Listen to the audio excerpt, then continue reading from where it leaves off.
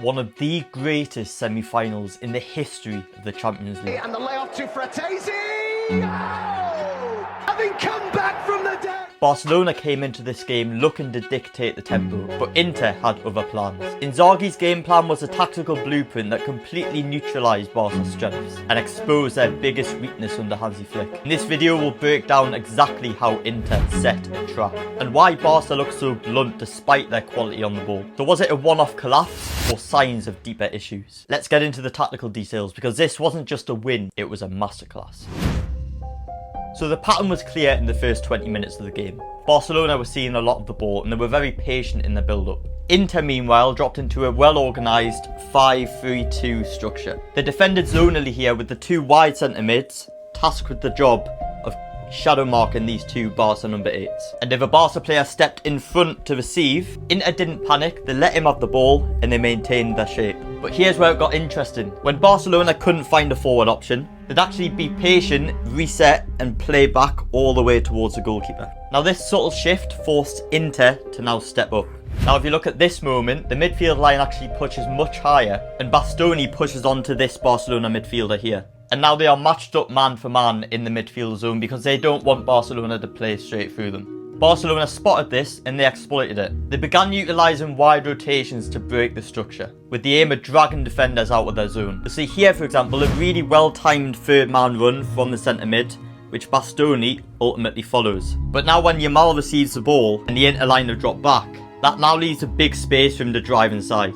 And of course utilises skill. And again here, a clever 1-2 draws DeMarco out to Yamal, leaving space in behind for them to play a quick 1-2, and again Barcelona can get on the attack. For a few minutes it looked like Barca had cracked the code, but that pressure didn't last. Now this is where the game started to shift and it came from a moment of tactical indiscipline. They win the ball back here, but they're out of shape. And for Inter Milan, that's a green light. That's a pressing trigger. And here's the problem. DeMarco, who was originally Yamal's marker, is now very narrow on the pitch because Inter are trying to congest that area as much as possible for the counter press. And this leaves Yamal completely free on the opposite side of the pitch. Now instead of stabilising the transition, Barca try to force it. They play forward too quickly and into the wrong area. Barca don't see the pass to Yamal, they play it into a dangerous area and Inter instigate a counter press. Now Olmo here doesn't scan behind him to see that DeMarco is there, so he thinks he's got more time than he does, and as it happens, loses the ball. Now look at Barcelona's shape in that moment. The rest defence is a mess. There's gaps for runners, the line is too high,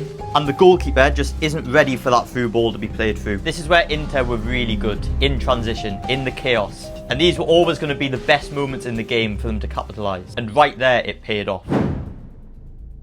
Now, we all know about Barcelona's notoriously high defensive line. It's a risk that they live and die by. But here's a twist. The moment where their line was highest throughout the entire game was the moment that they created their comeback. Inter Milan, who had been aggressive earlier on in the game, now started to retreat more often than not, trying to protect their 2-goal lead. And that's, that's natural. And now they're happy to let Pedri have time on the ball to dictate the play. And that's where the momentum began to shift. And Barca's first goal comes from a classic pattern. Fullbacks stretch the pitch and Olmo takes up a clever position in the half space. DeMarco gets pulled towards him, leaving a spare man on the far side. That leaves a free runner and Barcelona take full advantage, and it's a great finish.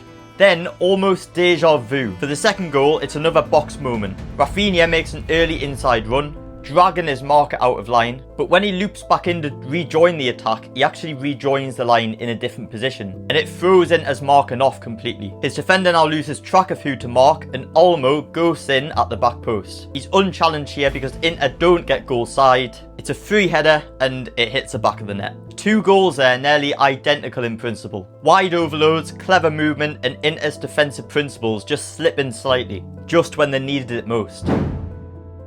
Now here's where the chaos truly kicks in, the final 15 minutes of the game. And Barcelona don't back down, they stick to their principles. High line, high press, full commitment. And it pays off because here Inter Milan make a very uncharacteristically poor transition. And this wasn't what we are used to seeing from them. Now look at Dumfries' position here. He commits himself to that transition, because of course he's expecting Inter Milan to break like they do so often. And he simply does what he's always drilled to do in those moments. But the execution, it's off. And behind him is a free Rafinha, who has probably been one of the best players in the world this season. One moment of sloppiness and Barca punish it. Inter had the structure and Barca had the belief. and we all thought the game was over. But then, this happened.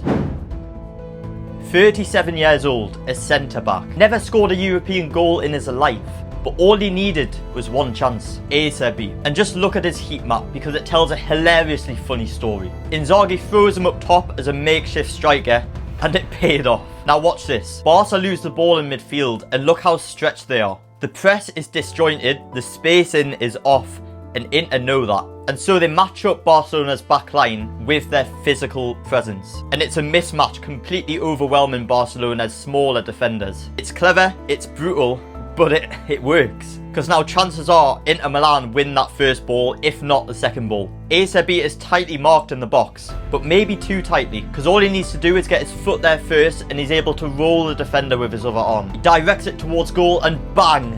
What a hit. Inter didn't just equalise, they stunned Barca. And now with the equaliser in the bag, Inter were buzzing with confidence and you could feel the momentum shift of the game. They weren't sitting back anymore, they actually took the game to Barca. And once again it was Barca's defensive structure, or lack of it, which cost them. And Fratese's goal starts with a simple truth. Barcelona aren't defending as a unit, there's no urgency, and they're not compact enough. Inter just simply pick them apart. At first glance it looks like Barca are matched up. Bodies in the box and players out wide, and it's actually a 6v6 situation. But Inter's movement here causes chaos, and the Barca players get too attracted to the ball. No one is tight enough to their marker and no one tracks the runners. And then a moment of brilliance, Taremi with a beautiful layoff into the path of Fratese, who delicately guides the ball into the far corner, and he was completely unmarked. A run from deep, a late arrival, and another example of how Inter capitalised on Barca's defensive mishaps. So in the end, this wasn't just a classic European thriller,